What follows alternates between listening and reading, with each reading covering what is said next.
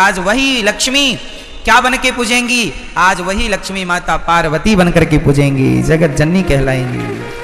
आज उनके हम पार्वती स्वरूप का पूजन करेंगे। तो आप लोगों को घर में दीपक जलाकर आज माँ भगवती का ध्यान, लक्ष्मी जी का ध्यान करना चाहिए। हे माँ, हमारे घर में, ये आपका ही घर है, आप हमारे मन मंदिर में आकर बैठ जाइए। हम सदा आपकी आराधना करते रहें और हमारे घर में ये खुशियों का दिया सदा जलता रहे, ये ज्ञान का, ये भक्ति का दीपक सदा प्रज्वलित होता रहे। आज के दिन आपको राम रक्षा स्तोत्र, नारायण कवच का पाठ करना चाहिए। जो भी पाठ करेंगे, कुछ ना आवे तो श्रीमन नारायण आप आज श्रीमन नारायण का जाप करें तो वह नारायण का जाप भी सिद्ध होगा। आप यदि ओम नमः शिवाय का भी जाप करें तो आज जो भी जपेंगे वो सिद्ध होगा। आप ओम नमः शिवाय जपें या गंग गणपतये जपें या दुर्गा माता जी का मंत्र जपें या फिर आप श्रीमन नारायण जपें, जो भी आज जपेंगे, आज मतलब 9 दिन तक निरंतर, वो आपका सिद्ध। इसलिए ये 9 दिन विशेष पूजा पाठ के लिए निकाले जाते हैं। साल भर आप फुर्सत नहीं पाते, समय मिलता नहीं है, 9 दिन का समय निकाल लो और पूर्ण रूप से भगवान के होकर भगवान की शरण में रहो। ये नवरात्रि है, ठीक है। जो आप जपेंगे उसमें आपको सिद्धि प्राप्त होगी। तो इसलिए इन 9 दिनों में बहुत अच्छे से हमें अपना जीवन आनंद पूर्वक व्यतीत करना चाहिए। और यहाँ पर एक संकेत भी है कि दुनिया वालों, नवरात्रि में जिन कन्याओं को बुला बुला कर, पांव धोकर, माहौर लगाकर जिनकी पूजा करते हो, जिन्हें दक्षिणा देकर विदा करते हो, खीर पूड़ी खवाते हो, उन कन्याओं को केवल एक दिन के लिए देवी ना मानो, सदा सदा के लिए नारियों को देवी मान के उनकी सेवा, उनका सम्मान करो। नारी का सम्मान सदा लक्ष्मी मान के आप आज नवरात्रि में एक लड़की का आप सम्मान करते हैं देवी मानकर, और नवरात्रि जाने के बाद उसी नारी का आप अपमान करते हैं, तो ये तो कोई बात हुई नहीं। नारियों का सदा सम्मान बना रहे। देखो हमारे सनातन धर्म में नारियों का कितना बड़ा आदर है, कितना बड़ा सम्मान है। दुनिया के किसी धर्म में, मजहब में नारियों का इतना बड़ा सम्मान नहीं है। हमारे यहाँ भगवान मानकर नारियों को पूजा जाता है, देवी मानकर पूजा जाता है। और केवल नवरात्रि में नहीं, नवरात्रि आई तो नवरात्रि के द्वारा तुम ये मान लो कि भाई ये सदा सर्वत्र पूज्य है। नारी तो सदा पूज्य है, केवल नवरात्रि में नहीं, ऐसा नहीं, सर्वत्र, सब जगह, हमेशा 365 दिन। तो नवरात्रि की बड़ी महिमा है। इन नवरात्रियों का पूजन भागवत जी में आता है कि भगवान श्री कृष्ण के जब जामवंत जी से युद्ध करने भगवान गए, तब उनकी अनुपस्थिति में 9 दिन का द्वारिका में एक महायज्ञ हुआ था देवी जी को प्रसन्न करने के लिए। तो नवरात्रि तो भगवान श्री कृष्ण भी मनाते थे, नवरात्रि तो भगवान श्री राम भी मनाते थे। पहले दिन एक कन्या को भोजन कराना चाहिए, एक से ज्यादा भी हो जाए चलेगा, कम से कम एक। पहले दिन हमेशा एक कन्या, दूसरे दिन 2 कन्या, तीसरे दिन 3 कन्या, चौथे दिन 4, 5वें दिन 5, छठे दिन 6, 7वें दिन 7, 8वें दिन 8 और 9वें दिन 9 कन्याओं का भोजन करें। और यदि कन्या ना मिले तो कोई बात नहीं, अपनी माँ के चरण धोकर अपनी माँ को श्रद्धा से भोजन कराओ, ये सोचकर कि ये भगवान है, माँ है। माँ, आपके घर में कन्या ना हो तो माँ तो है, तो माँ की चरण धोकर माँ का सम्मान कीजिएगा, ठीक है। ये नवरात्रि में देवी का पूजन, तो देवी तुम्हारी माँ देवी नहीं है क्या? क्यों? माँ से बड़ी कोई देवी है? इसलिए अपनी माँ। कई लोग ना अभी इस नवरात्रि में तो नहीं, जो अगली नवरात्रि आएगी वो नवरात्रियों में, उस नवरात्रियों में लोग माता जी घर घर बिठाते हैं, हर गली चौराहे में माता जी बैठती हैं ना। हम कहते हैं कि आप मिट्टी की माता जी बनवा के बिठाते हैं, अच्छा है, सम्मान कीजिए, श्रद्धा रखिए, अच्छा, सब ठीक है। पर वो माता जो मिट्टी की बनी है, उन माता में श्रद्धा तो रखिए, पर उनसे ज्यादा उस माता में श्रद्धा रखिए जो परमात्मा ने बनाई है, जिसे आप अपनी माँ कह के बुलाते हैं। माता, उसका तो असली नाम माता ही है, माँ है। विडंबना तो ये है कि आज लोग मंदिरों में जाके माता जी को तो जल चढ़ाते हैं, माता जी की जय जयकार करते हैं, पर खुद की माता जी भूखी मर रही हैं, खुद की जन्म देने वाली माता प्यासी मर रही हैं, और आप जय माता दी के नारे लगा रहे हैं। इससे फायदा क्या है ये बताइए। कई लोग ना बड़ी होड़ करते हैं, खासकर नवरात्रियों में। क्या होड़ करते हैं कि उन्होंने भंडारे में 50,000 खर्च किया, हम 1 लाख का भंडारा करेंगे। उस कॉलोनी में 2 लाख का भंडारा हुआ, हम 3 लाख का भंडारा करेंगे, क्या होगा? इससे तुम देवी को खुश कर लोगे? अरे ये ना देखो कि भंडारा कितना बड़ा करना है। ठीक है, जरूरतमंदों को भोजन कराना जरूरी है, ठीक है, कराना चाहिए, अन्नदान श्रेष्ठ दान है। पर ये मत भूलिए कि आप अपनी 50,000 का भंडारा तो आप करा रहे हैं, सबको खिला रहे हैं, पर खुद की माँ बुढ़ापे में अलग बनाकर खा रही है, तो आप कौन सी देवी को खुश कर रहे हैं? क्या आपके इस व्यवहार से आपकी खुद की माँ भूखी मर रही है और आप सबको भरपेट भोजन कराएं, क्या आपके इस व्यवहार से माँ भगवती प्रसन्न हो जाएगी? इसका विशेष ध्यान रखना चाहिए। और हम सभी को इंसानों को भगवान मानना चाहिए। किसको भगवान मानना चाहिए? हमारी माँ भगवान है, हमारे पिता भगवान है, हमारे पति भगवान है, हमारे गुरु भगवान है, हमारे अतिथि भगवान है। जो इनमें भगवान का दर्शन कर लेगा वो फिर पत्थरों में भी ईश्वर का दर्शन कर लेगा। जो इंसानों में ना कर पाया वो पत्थर कभी नहीं पूजता रहे, झूठा पूज रहा है, झूठे ही है ना। कबीर जी लिखते हैं कि पाहन पूजे हरि मिले, पाहन मीन्स पत्थर होता है, पाहन पूजे हरि मिले तो मैं पूजू पहाड़, तासे तो चक्की भली जो पीस खाए संसार। पत्थर ही पूजना है तो तुम्हारी चक्की भी पत्थर की होती है, उसी को पूज लो, क्योंकि वो तो कम से कम तुम्हें आटा देती है पीस के। पत्थर ही पूजने हैं तो चक्की को क्यों नहीं पूजते? तो पत्थर पूजने की बातें नहीं है हमारे सनातन धर्म में। हमारे यहां मंदिर बाद में बने हैं। सनातन धर्म की गहराइयों को समझना पड़ेगा। कई लोग कहते हैं सनातन धर्म में तो पत्थर की पूजा होती है। ना जी, हमारे यहां पत्थर की पूजा नहीं होती। किसकी पूजा होती है वो मैं आपको आज स्पष्ट कर देता हूं। सुनो, हमारे वेद कहते हैं, पहला वाक्य है मातृदेवो भव, पितृदेवो भव, आचार्य देवो भव, अतिथि देवो भव। ये 4 वाक्य वेद का पहला मंत्र है। ये वेद यहां से शुरू होते हैं। पहली आज्ञा वेदों की क्या है? मातृदेवो भव, मां को भगवान मानकर सेवा करो, ये वेदों की पहली आज्ञा है। पिता को भगवान मानकर उनकी सेवा करो, ये वेद की दूसरी आज्ञा है। अतिथि को भगवान मानकर सेवा करो, ये तीसरी आज्ञा है। और गुरु को भगवान मानकर सेवा करो, ये चौथी आज्ञा है। अब सोचो, ध्यान से समझना, जो व्यक्ति पहाड़े में काखा गाघा को समझ लेगा, भाई अखबार में भी काखा गाघा ही लिखा है, पर अखबार के काखा गाघा को समझने के लिए पहले आपको कौन सा काखा गाघा पढ़ना पड़ेगा? स्कूल में जाकर, स्कूल में हमें बुक मिलती है, उसमें जो काखा गाघा लिखा है उसको पहले मास्टर जी समझाते हैं। जब आप स्कूल जाके काखा गाघा समझ लेंगे तो फिर अखबार का काखा गाघा समझ में आ जाएगा। यदि स्कूल में काखा गाघा समझ नहीं पाए तो अखबार आप पढ़ नहीं पाएंगे। अखबार पढ़ने के पहले आपको स्कूल जाके पढ़ना पड़ेगा। जो स्कूल ना जा पाए, जो नहीं पढ़ पाए, वो आज भी अखबार नहीं पढ़ पाते। क्यों जी? सत्य है, अखबार पढ़ने के पहले क्या पढ़ना पड़ेगा?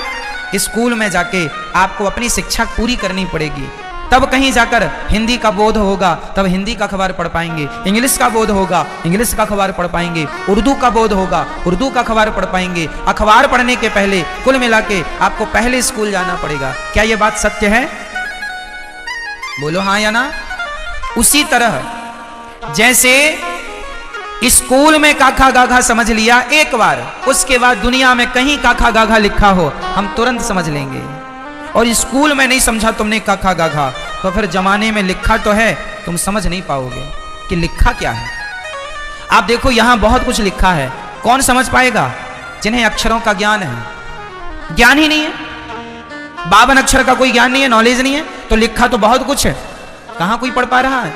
उसी प्रकार जैसे अखबार पढ़ने के पहले हमें स्कूल जाकर पढ़ना पड़ता है, उसी प्रकार पत्थर में भगवान है, पर पत्थर के भगवान को देखने के पहले अपनी माता के अंदर भगवान को देखना पड़ेगा, पहले अपने पिता के अंदर भगवान को देखना पड़ेगा। जो माता में भगवान को देख सकता है, जो पिता में भगवान को देख सकता है, जो गुरु और अतिथि में ईश्वर को देख सकता है, वही पत्थर में भी भगवान को देख सकता है। जो माँ में भगवान को ना देख पाया उसे पत्थर पत्थर ही दिखेगा, तुम कितना भी पूजा करो।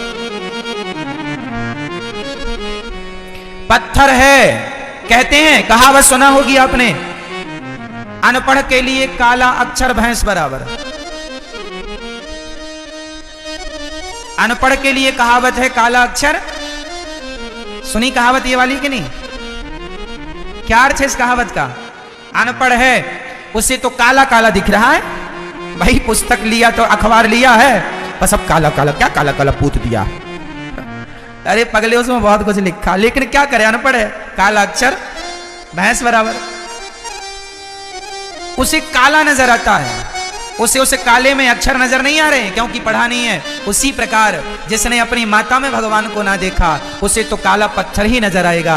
उसे भला पत्थर में भगवान कैसे नजर आएंगे? जिसे मां में भगवान दिखता होगा, जो चैतन्य वस्तु में भगवान को देख सकता है, वही जड़ वस्तु में भी ईश्वर को देख सकता है। मां चैतन्य है कि जड़ है? बोलो जोर से। मेरी मां, पीछे वाली मैया, आज नवरात्रि मौन व्रत तो नहीं है आपका?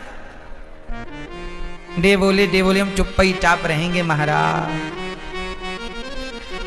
मां चैतन्य है या जड़ है? जोर से। और पत्थर चैतन्य है या जड़ है? मां चैतन्य है जबकि पत्थर जड़ होता है। तो जो व्यक्ति चैतन्य मां में ईश्वर का दर्शन कर सकता है, जो चैतन्य में भगवान को देख सकता है, वही जड़ में भी भगवान को देख सकता है। जो चैतन्य में ना देख पाया, उसके लिए काला अक्षर भैंस बराबर है। कई लोग कहते हैं ना, भगवान कहां है? ये सब वही लोग हैं, काला अक्षर भैंस बराबर। भाई हिंदी का अखबार पढ़ने के लिए कौन सा सब्जेक्ट पढ़ना पड़ेगा? बोलते चलो। हिंदी। इंग्लिश का अखबार पढ़ने के लिए इंग्लिश, उर्दू का अखबार पढ़ने के लिए तमिल का अखबार पढ़ने के लिए बंगाली अखबार पढ़ने के लिए बंगाली। उसी प्रकार भगवान को पढ़ने के लिए भक्ति की पढ़ाई चाहिए, भक्ति की शिक्षा चाहिए। आपने भक्ति की पाठशाला में कभी आपने अध्ययन किया नहीं? तो भगवान तो जैसे अखबार में सब लिखा है, पढ़ना आना चाहिए। उसी प्रकार ईश्वर तो कण कण में लिखा है, बस पढ़ना आना चाहिए। ईश्वर तो हरि व्यापक सर्वत्र, हमारा कन्हैया तो घट घट में समाया है, बस तुम्हें पढ़ना आए। बस तुम माटी की माता जी बिठाते हो, सच्ची की माता जी क्यों नहीं बिठाते?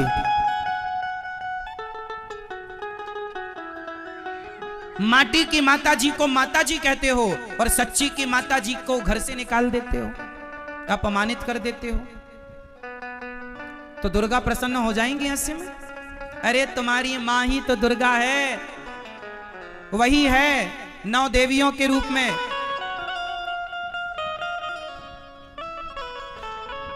दुर्गा मैया के हाथ कितने हैं? जल्दी से बताओ।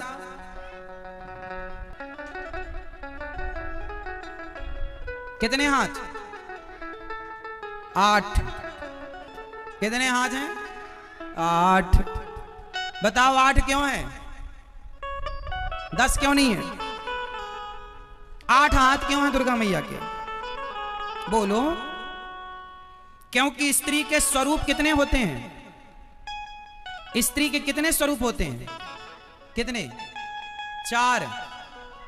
स्त्री के 4 स्वरूप होते हैं, इसलिए दुर्गा मैया के 8 हाथ। 4 खड़े होंगे तो 8 ही हाथ होंगे। स्त्री 4 रूपों में जानी जाती है।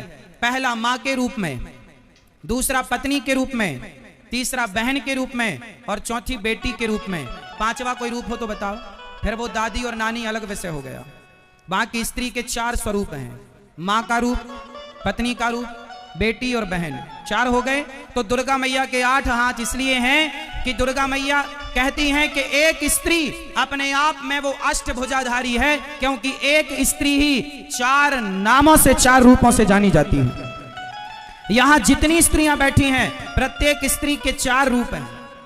अभी गिना देता हूं। आप अपने बाप के लिए बेटी हो, हाँ या ना? आप अपने पति के लिए पत्नी हो, आप अपने बेटे के लिए मां हो और अपने भाई के लिए बहन हो। तो आप एक हो और 4 हो या नहीं? बोलो हाँ। तो आपके 4 रूप हैं, तो 4 दूनी 8 हाथ हो गए कि नहीं?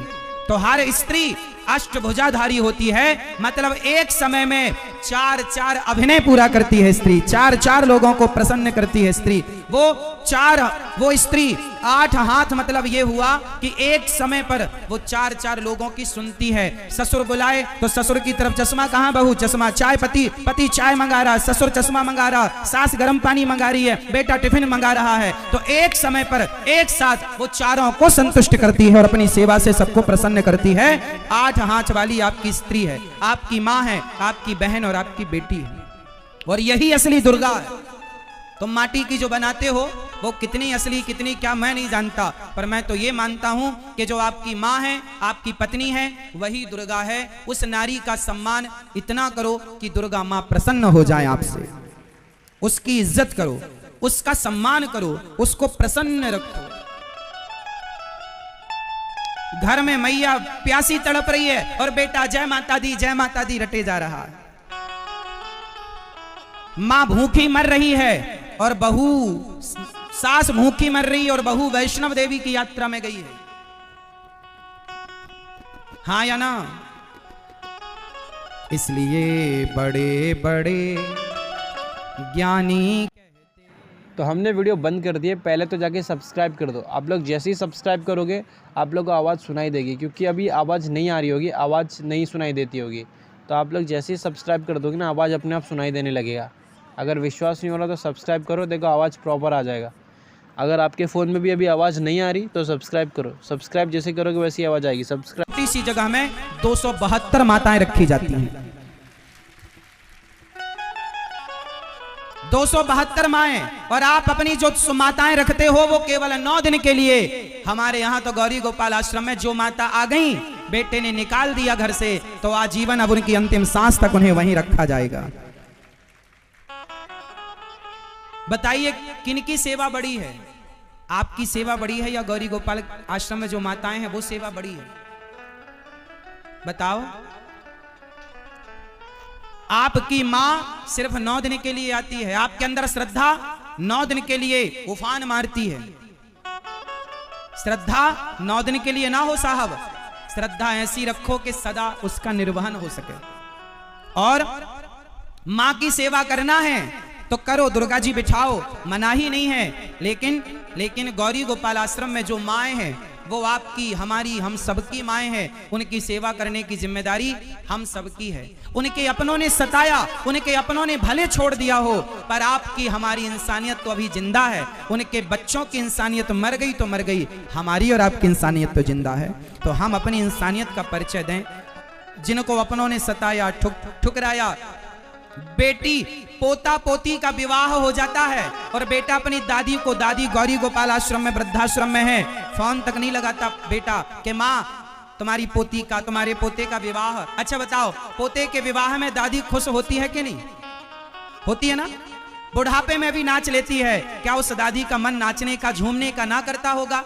जिसकी दादी गौरी गोपाल वृद्धाश्रम में रहे। एक माँ रोने लगी मेरे सामने, क्या हुआ माँ? आज मेरे पोते का विवाह है। पड़ोसियों से खबर लगी है कि पोते का विवाह। बेटे ने फोन लगाकर ये तक नहीं कहा कि माँ आ जाओ। शादी विवाह में तो आदमी दुश्मनों को भी बुला लेता है कि भाई बेटी को आशीर्वाद दे दो, लेकिन दादी को, खुद की सगी माँ को बेटे ने नहीं बुलाया अपने बेटी के विवाह या बेटे के विवाह में। मुझे इस दुनिया में लाया, मुझे बोलना चलना सिखाया, ओ माता पिता तुम्हें वंदन, मैंने किस्मत से तुम्हें पाया। पूजा है तुझको, पूजेंगे हरदम, माँ के ही अर्पण है ये मेरा जीवन। मेरी माँ एक मंदिर है और ममता पूजा है, एक वो ही भगवन है और कोई ना दूजा है। ये मेरी कहानी है, प्यारी जिंदगानी है। आज हूँ मैं जो कुछ भी, मेहरबानी तेरी है। तेरे जीवन में खुशियाँ तमाम आएंगी, तेरे जीवन में खुशियाँ तमाम आएंगी। ले ले माँ की दुआएं तेरे काम आएंगी। माही मंदिर माही पूजा, ओ माँ से बढ़कर कोई ना दूजा माही मंदिर। माँ के पुण्य से जगत बना है, ईश्वर को भी माँ ने जना है। माँ ममता का एक कलश है, जीवन ज्योत है, अमृत रस है। क्या ये धरती, क्या ये अंबर, क्या ये धरती ओ माँ की तुलना हो नहीं सकती। युग आते हैं, युग जाते हैं, ओ माँ की गाथा दोहराते हैं। बड़े बड़े ज्ञानी कहते हैं, ओ माँ का रुतबा सबसे ऊंचा माही मंदिर। माँ क्या है? माँ कौन है? माँ ही मंदिर है और माँ ही पूजा है। इसलिए पूजा किसकी करेंगे? काश हमारे देश का बेटा अपनी माँ को दुर्गा मानकर उनकी पूजा करता तो वृद्धाश्रम बनाने। तो हमने वीडियो बंद कर दिए, पहले तो जाके सब्सक्राइब कर दो। आप लोग जैसे ही सब्सक्राइब करोगे आप लोग को आवाज़ सुनाई देगी, क्योंकि अभी आवाज़ नहीं आ रही होगी, आवाज़ नहीं सुनाई देती होगी। तो आप लोग जैसे ही सब्सक्राइब कर दोगे ना, आवाज़ अपने आप सुनाई देने लगेगा। अगर विश्वास नहीं हो रहा तो सब्सक्राइब करो, देखो आवाज़ प्रॉपर आ जाएगा। अगर आपके फ़ोन में भी अभी आवाज़ नहीं आ रही तो सब्सक्राइब करो। सब्सक्राइब जैसे करोगे वैसी आवाज़ आएगी। सब्सक्राइब। अबे तू पैसे के दम पे दे रही है, नहीं निकाल रहा है। हां बहुत ज्यादा देख बिजनेस किया ए तेरी जाएगी मारी दे माची जेडी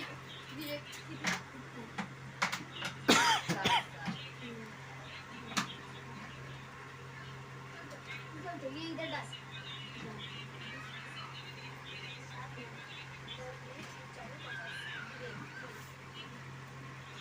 तुम्हारी अम्मी की कसम मार